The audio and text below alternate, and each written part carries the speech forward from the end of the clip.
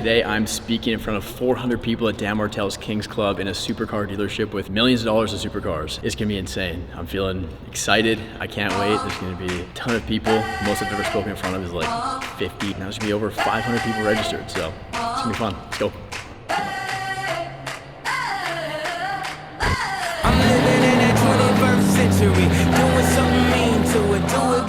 Had a one-on-one call with a client, and then after that I literally just went to the couch, tried to have a nap, couldn't because my mind was racing, and then I just put on 300 and figured if the Spartans can stand up against a million Persians, I can stand in front of 400 people and yap. So that's what we're gonna go do. No one man should have all that power. The clock's ticking, I just count the hours. Stop tripping. I do love the car. Yeah, that's sick. Thanks, boys. You got like a YouTube channel or something? Yeah, just Jeremy_Pogue. Are you guys heading to Kings Club right now? To August? No, we're not.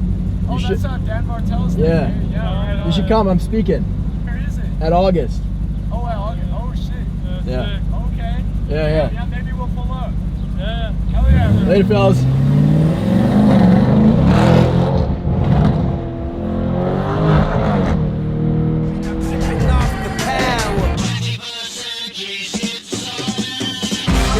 Broken, the school's closed, the prison's open.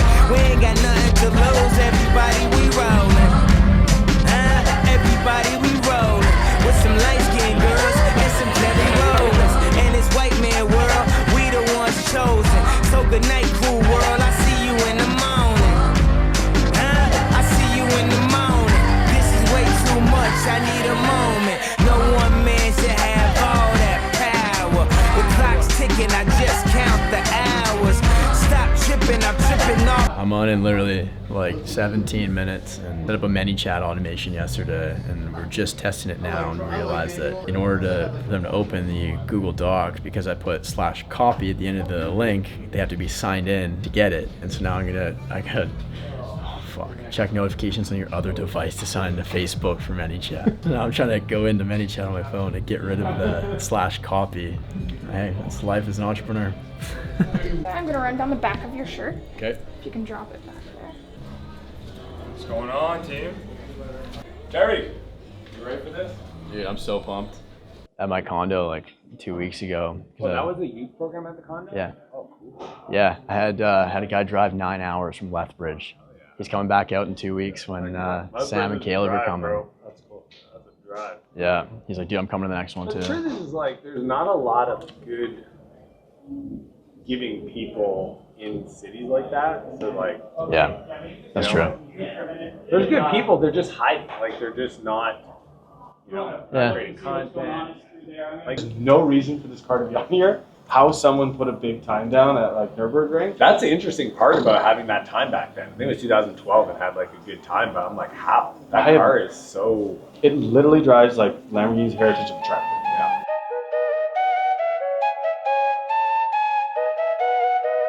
Legend. People keep talking. I don't believe. Yeah, I do whatever I want, whenever I want. I love it. People keep talking, I just keep winning. I'm just like, fuck it. They talking reckless, I don't believe them. I think they bluffing. They just be talking, they just want clout. Thank you so much for having me, and thanks for the warm welcome there, Optin. Now I know you guys are probably wondering, who the hell is this guy and how does he have such good hair? And before we get into that though, I just want to say thank you to Dan Martell and the team of Martell Media and August for putting this together. This is absolutely incredible. Let's give it up for them.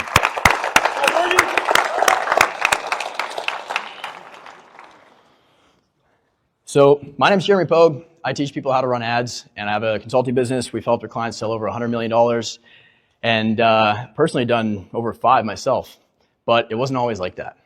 Back in 2018, about 7 years ago, I was halfway through my 4-year sentence at the university down the street, and I was studying for final exams, and my dad called me. He's like, hey, Jeremy, what are you doing for the summer? It's in 2 weeks, and like, are you coming back home doing construction again? Or like, what are you doing? I'm like, I don't know. And he's like, you should move out to Banff. Get a job at the Banff Springs Hotel, and it's a big, beautiful castle in the Rockies. I was like, okay. So I applied, got a job. 2 weeks later, packing up my car with everything I own, and I'm about to head out make the drive out east. And my mom comes out and she gives me a book. And she says, "Here, Jeremy, take this." I said, "Thanks, Mom, but I don't read. Like, what am I going to do with this?" She's like, "Jeremy, just take it." I was like, "Okay." So I threw it in the car, took off. And when I got to Banff and I started working, something really interesting happened. Here I was grinding like a dog 6 days a week, and I was only making $2,500 a month. Yet every single one of those 770 rooms in that hotel cost $2,500 a night, and every single one of them was fully booked out the entire summer. And my brain couldn't handle it. I didn't know how that was possible. How is somebody spending my entire monthly salary to stay one night at this hotel? It didn't make sense. And then I got kind of curious. I started talking to these people. I'm like, "Hey, like, what do you do?" Most of them are business owners, entrepreneurs, executives. And I started asking them advice. I said, "Hey, if you were me, 19 years old, what would you tell me to do?" And I'll never forget one gentleman, he said to me, he said, "Jeremy, not all readers are leaders, but all leaders are readers." And I knew I wanted to be a leader. So after that shift, I went home, dug to the bottom of my closet, and I pulled out that book, and I started reading. And by the end of the summer, I finished it, and it planted a seed in me. It helped me think a lot bigger. And what's crazy is that book was this one right here, Think and Grow Rich. And I remember when I was all done at the end of the summer, packed my stuff up in my car, ready to drive back home to start my third year of university. And I remember as I'm pulling out of Banff, I made a promise to myself. I said, one day I'm coming back here, and I'm going to be on the other side. I'm going to be the one being served instead of the one serving. I don't know when, I don't know how, but I'm going to make it happen. Fast forward a couple years, finish up the sentence at the university, and like any smart college kid does when they finish, I moved back home with my parents to start a business. A few months passed, nothing happened. 6 months passed, nothing happened. 12 months, nothing happened. And then something happened. It was March of 2020. I remember this like it was yesterday. Within the span of a couple weeks, COVID hit, lockdowns came. I couldn't leave my parents' basement. A week later, my little dog, Maddie, which is like a little Pomeranian thing, super cute, she died. And that just wrecked me. And here's the cherry on top. A week later, my girlfriend, who I loved, broke up with me. So here I am, the lowest point in my life. No job, no income, no idea what I'm going to do with my life. No girlfriend, no dog, and I can't leave the basement.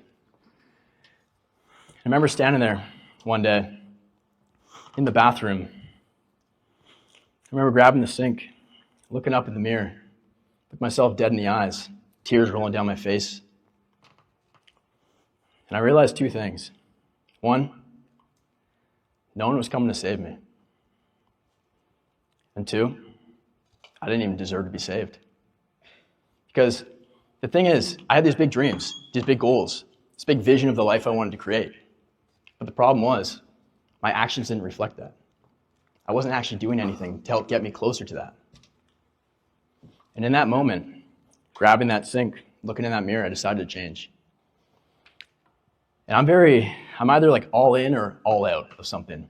And so I went to the extreme. I turned my phone off.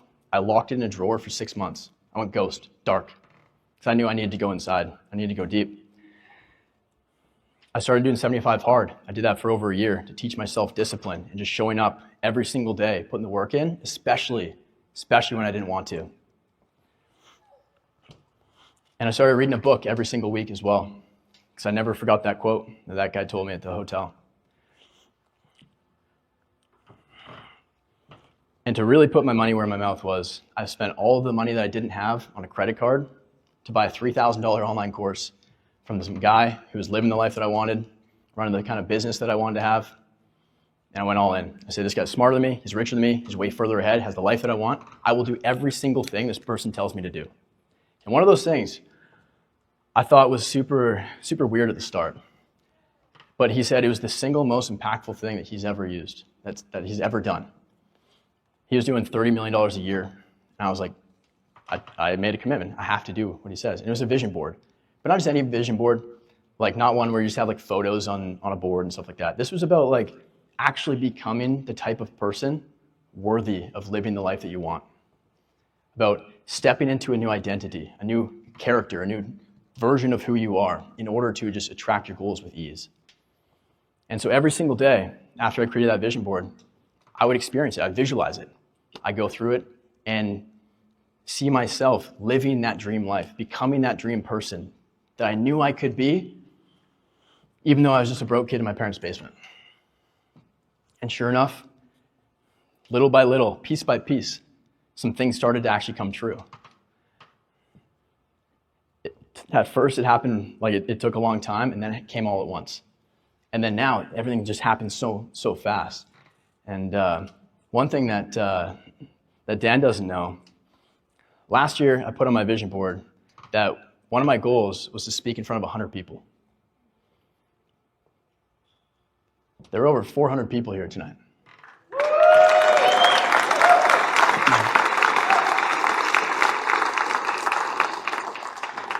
And what's crazy too is the photo that I used for it was a photo of Dan in front of like a Martell media sign. And here I am on that exact stage.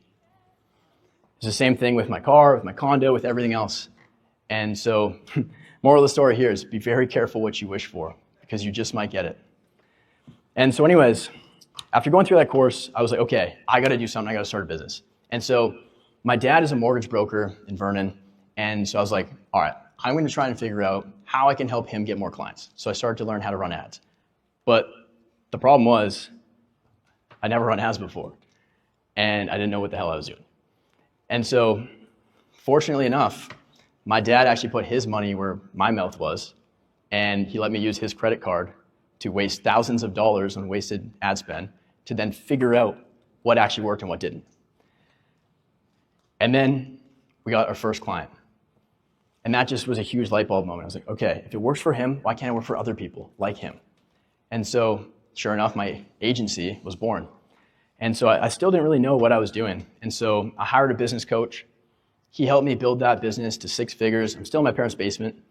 And helped me grow that to 6 figures, but I got super burnt out. It was super technical. I didn't really love the work, and I didn't really know what to do. And then he reached out to me, and he said, hey dude, you're crushing. Do you want to join my team as my head coach and teach all my other students how you've been able to grow? I was like, sure. And I fell in love with the coaching side. And I was like, hey, do you want me to take sales calls for you too? He's like, yep. Do you want me to run your ads for you too? He's like, yep. And within about 8 months, we went from 40K a month to 220K a month. And worked with hundreds of clients, helped them sell lots of coaching and consulting. And then I eventually left, started my own business about 2.5 years ago, teaching people exactly what I was able to help him do. And so since then, it's been a crazy journey. I went from 0 to over 200K a month in my first 8 months. I've worked with clients in nearly 20 time zones and helped them sell over $100 million of coaching. And guess what I did? When I set a very clear goal, I said, when I hit my first million, I don't know about any of you guys, but I've never been a car guy. I've always just been a Lambo guy. Ever since I was like 8 years old, playing on the GameCube, Need for Speed, I'd just pick a Lambo every time. And I don't know any details about them. I just know they sound great, drive fast, and they look sick. And so anyways, I came into this very building, and I walked out with an absolutely disgusting, murdered out matte black Lamborghini. And you bet, last summer, I drove that thing back out to Banff because on my vision board that I had put on years ago, when I told myself, I'm going to be back here one day, I had this mental movie rehearsed. I would show up, I'd valet the car, I'd go to the private elevator, get up, have the nicest view in the whole place, go to the steakhouse, go back down to the hot tub in the pool where I used to read Think and Grow Rich, and I would just experience that again. And I played this movie thousands of times over that 6-year period. And then finally I got to live that. And it was crazy. And so, thank you.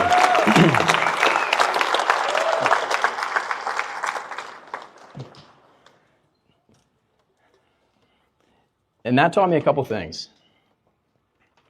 It taught me that you need to, one, have extreme clarity on exactly what you do want. Because like I said, be careful what you wish for because you just might get it.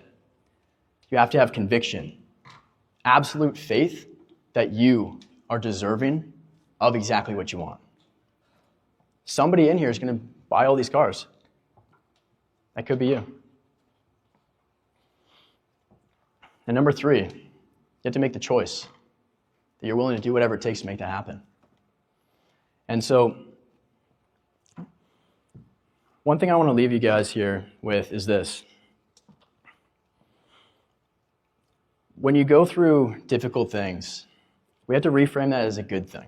So for example, back when I was in my parents' basement, COVID, a dog died, girlfriend dumped me.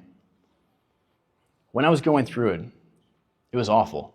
But looking back, that was the best thing that ever happened to me because it forced me to step up. It forced me to make a decision to change. It forced me to do the uncomfortable things that were extremely hard. And a lesson I learned through that is this. It's that it should be hard. You know why? Because God saves his toughest battles for his strongest warriors. If you think about like the best warriors in history, they're the ones that have gone through the hardest training, that have fought the toughest battles. And so whatever you're going through right now, just know it's shaping you into the person that you need to become to pass the test, to get everything that you want in your life. And so I want you to think of something right now. Think of what's that story in your head that you've been telling yourself as to why you can't succeed? Are you too young? Are you too old? I know parents love this one. Too busy with their families to go after their own dreams. But right now we have a choice. We can either use that as an excuse to stay the same, or we can use it as a reason to win. Just like my mom did, if she wasn't on her personal development journey, becoming the best version of herself, she never would have given me that book, and I wouldn't be here speaking to you today. If my dad wasn't doing the same thing, believed in me, gave me a shot, I wouldn't be here today either. And so for the parents in here, you guys are awesome for bringing your kids here, by the way. Like, let's give a quick round of applause to you guys.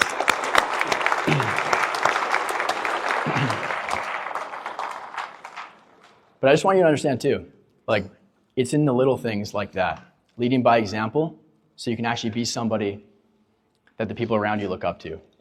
And for the guys that, for the people in here that don't have families and kids yet, somebody's going to look up to you one day.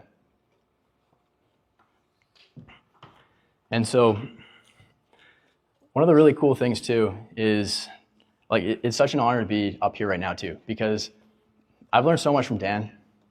Not only just like tactical business stuff through like being in his like coaching program, helping me like become a leader and build systems to literally buy back my time so I only have to work maybe a couple days a week if I wanted to. But also, I've learned how cool it is to be able to help other people and to inspire other people. And so he's actually inspired me to start my own like young entrepreneur mentorship program as well. And just as Optin was saying when he was up here before, I'm trying to be the mentor for them that I wish I had in my darkest days. When I was in my parents' basement, when I had nobody doing what I wanted to do, nobody to turn to, nobody to support me. There was nothing. And so I want every single person to leave here today asking yourself, how can I show up the best way that I can so I can be an inspiration to other people around me? Thanks for having me, guys.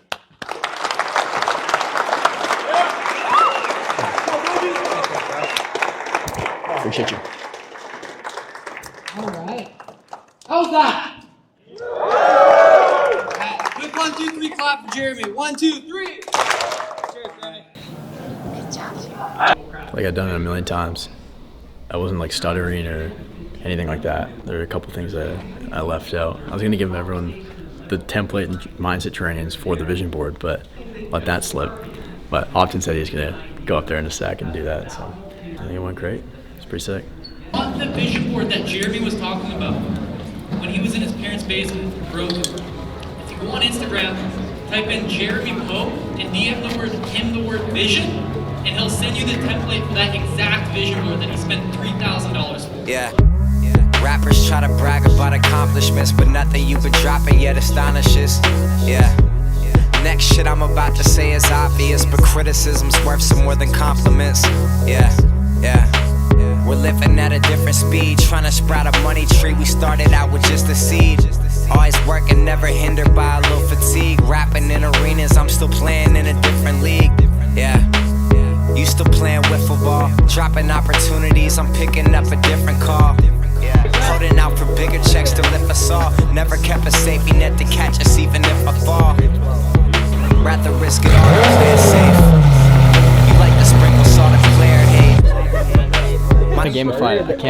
I can't watch Netflix or play video games or anything like that until I read X amount of shit that night. Then once I do, cool, game on. Even kinda new, that's that shit I've been on. All these girls you see around, I already took them down. That's a wrap. Wow, I am drained and exhausted, but so awesome. Pretty cool experience. And what's crazy too is like leading up to it, I was like kind of nervous, but I'm like, no, I'm excited instead. And when I was up there, it just felt so natural, felt so smooth, and it was just like, I was meant to do it. It was so cool. I just had so many people come up to me after and just like say, hey, like, that was incredible. One lady came up, she said, made her cry 4 times. And she gave me a big hug and stuff like that. So that kind of feedback's really cool. My little prayer was answered. Just be the vessel to deliver the message that these people need to hear. After a couple hours of shaking babies and kissing hands, my extrovert battery is depleted. Dude, you fucking crushed it. So good. What a wild story.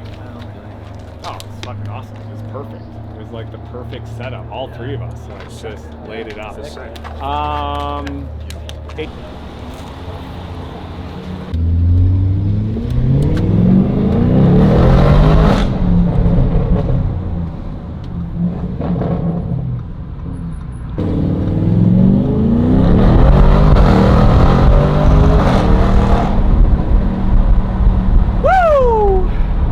That was one for the books.